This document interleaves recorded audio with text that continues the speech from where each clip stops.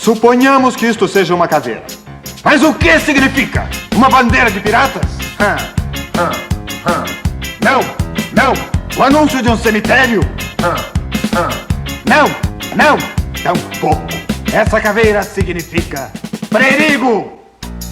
Ouviram bem? Perigo.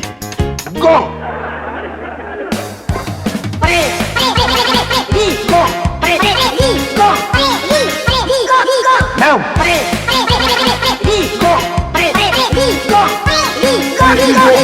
Essa caveira significa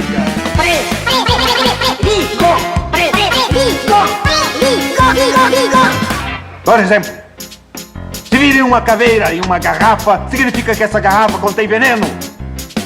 E se vocês beberem...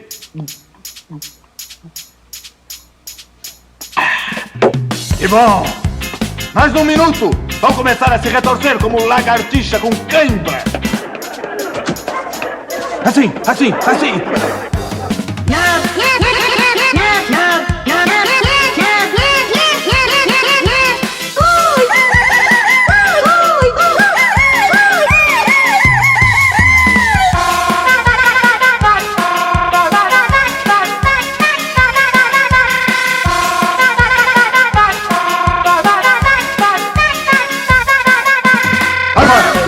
Se essa caveira estiver onde tem coisas de eletricidade, vocês colocam a mão.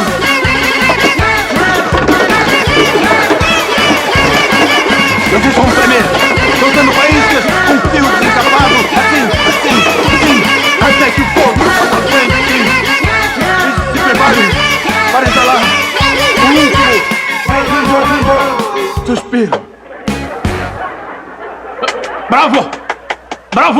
Bravíssimo, seu Madruga!